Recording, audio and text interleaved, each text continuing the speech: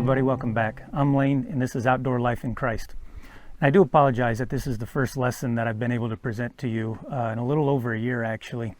I let a lot of things sidetrack me from continuing in this ministry, so I hope you forgive me. And so I want to go over an opening verse with you, basically just to set the stage for what we're discussing today. And obviously, you can tell from the title that we're going to be discussing wool. Is it king or is it not? So we're going to be going to Proverbs 6, verses 6 through 8. Scripture reads, "Go to the ant, thou sluggard, consider her ways, and be wise, which having no guide, overseer, or ruler, provideth her meat in the summer, and gathereth her food in the harvest." So, even the Bible talks about basically the same thing that I'm trying to do with this ministry, is show how God shows his ways through regular daily things and how the Bible is applicable to us. And so, like the Bible just said, consider the ant. What does the ant do? Well, the ant is making preparations. Just before fall hit, I started realizing I don't really have a nice wool jacket.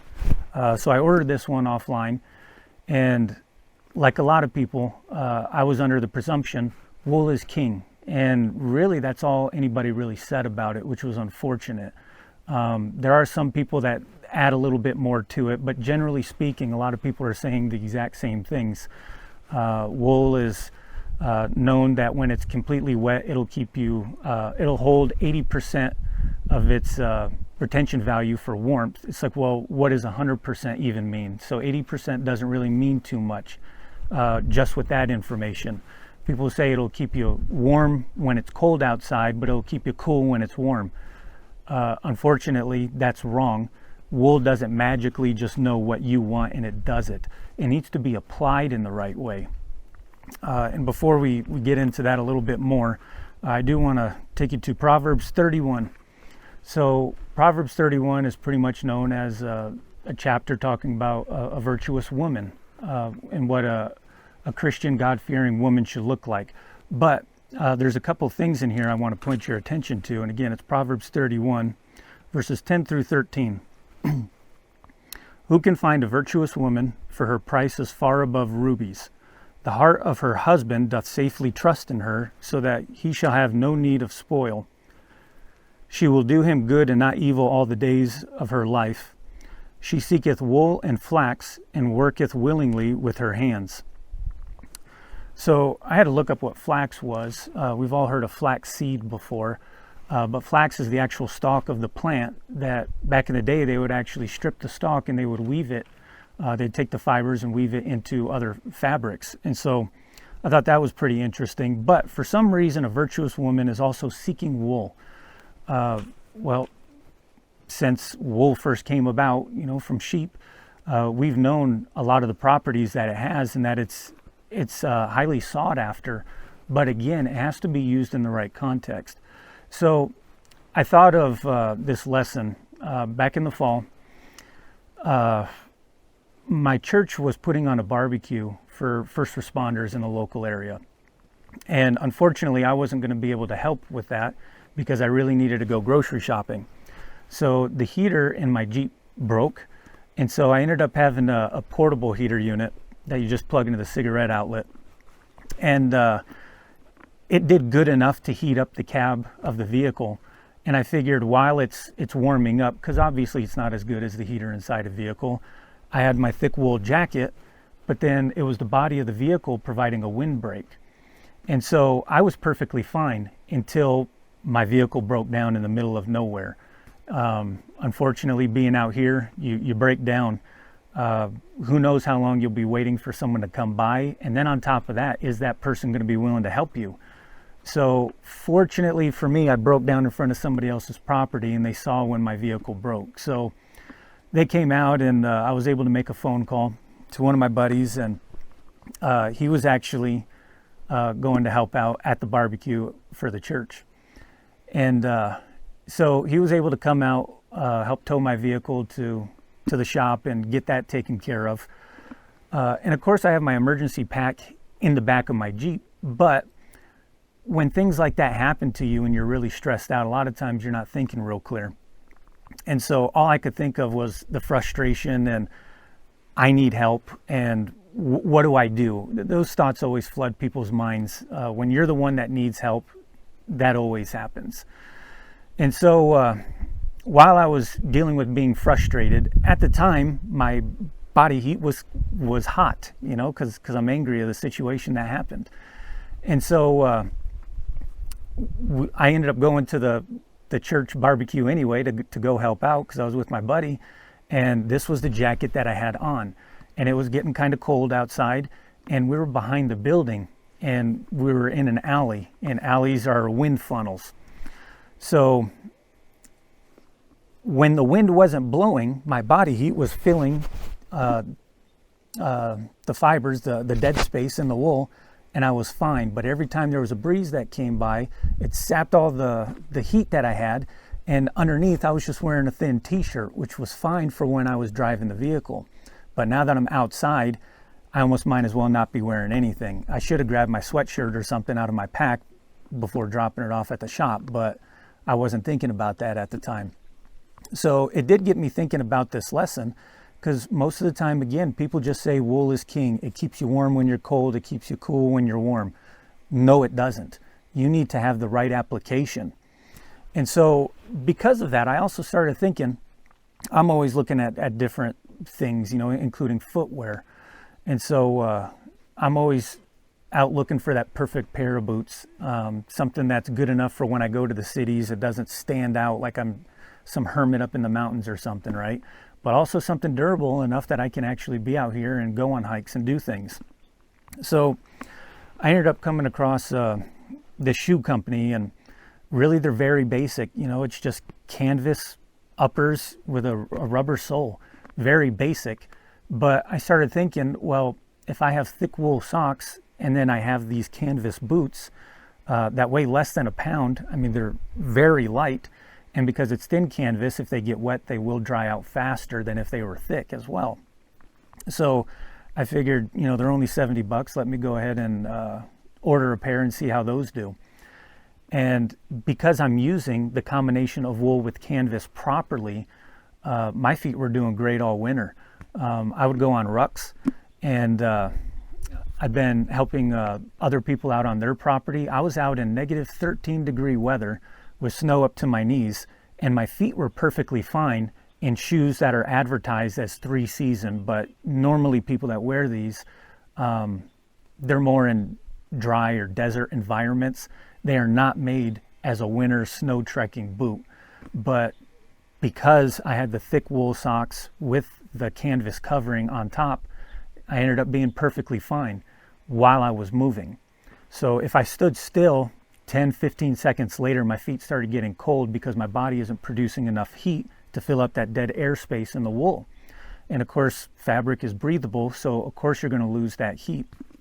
But about 5-10 seconds of walking again, and my body was able to produce enough heat that my feet were perfectly fine again.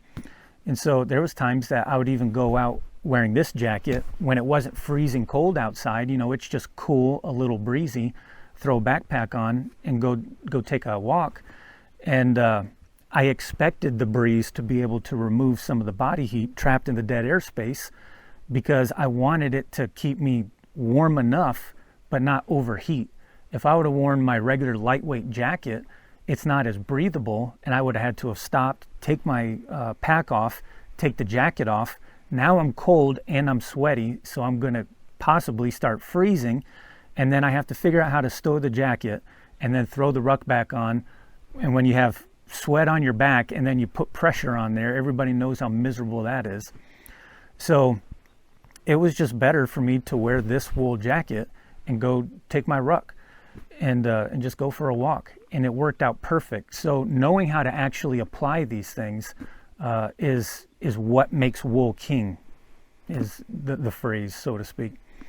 So I have my tent set up here, and so after going through the experience with my Jeep breaking down, and plenty of other things happened along the lines of that, but as far as wool goes, you know, talking about getting the jacket, how it does or does not benefit you in certain situations, moving to the boots.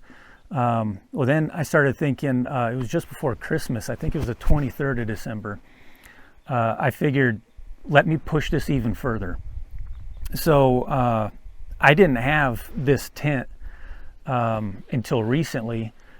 Prices for everything, especially military surplus stuff, started going through the roof. So I found a guy on eBay. He either didn't know what he had, or he had a wife that said, clean out all this crap from the garage or I'm throwing it away. And so he just sold it cheap. I got a great deal on it. I'm excited about it. But yeah, this is just a basic Army canvas 2-man A-frame tent.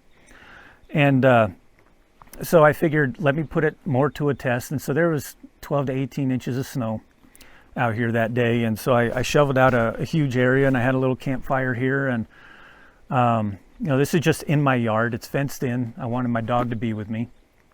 And so on the bottom, I had a wax canvas tarp. So I had that down on the bottom. And then, I had my bed set up. I had my sleeping pad with a couple of wool blankets and, the rest of the system.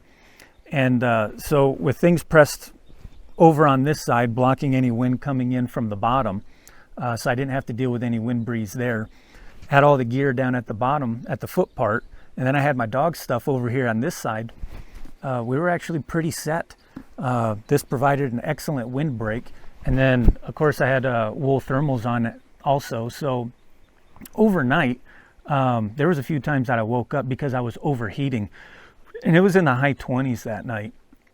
And there was a bit of a breeze. But because of using the materials in the proper setting, knowing when to use what is when it does become beneficial. That's when wool is king.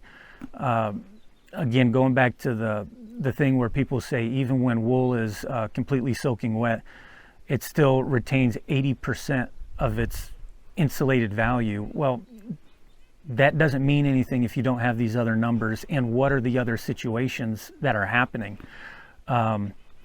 I guarantee you that if this jacket was completely soaked and it was windy out here right now, that would add to the cold that my body is getting. So it's not really keeping me warm. It's not doing anything beneficial. And so, again, there's a proper time and place for everything. And so that leads me to the last section of scripture I want to be able to give you today. That's in Ecclesiastes 3, verses 1 through 8. To everything there is a season, and a time to every purpose under the heaven. A time to be born and a time to die. A time to plant and a time to pluck up that which is planted. A time to kill and a time to heal. A time to break down and a time to build up. A time to weep and a time to laugh. A time to mourn and a time to dance. A time to cast away stones and a time to gather stones together. A time to embrace and a time to refrain from embracing. A time to get and a time to lose, a time to keep and a time to cast away, a time to rend and a time to sow, a time to keep silence and a time to speak, a time to love and a time to hate, a time of war and a time of peace. So again, that Bible bluntly telling you that there's a time for everything. And so understanding how to rightly divide the word, being a perfect example. There's a lot of people with all kinds of different doctrine. It's because they don't know how to rightly apply what God is saying. Just like I wasn't rightly applying wool when my Jeep broke down. Not that I didn't know how to then. It's just I fell into a bad situation, which happens to everybody. But there's learning situations that came out of it. So that's pretty much all I have for you today. I do thank you for sticking with me. Again, this is the first lesson that I've done on this video ministry in a little over a year, and I do feel like I'm learning it all over again for the first time, which is definitely frustrating for me and real tiring. And it is a bit of a pain, but I pray that you stick with me. I pray that this has been a blessing to you, and that you're able to take these lessons and apply them to your life and whatever situation you're going through. And so I do have plenty of more things coming up, and and I'm pretty excited about it. I don't know what you guys can and can't see. I don't know if you saw Julie going in the tent, but I know you guys always like seeing her when she's around. So thank you again for sticking around, and I hope you stick with us for the future. This is Outdoor Life in Christ. See you next time.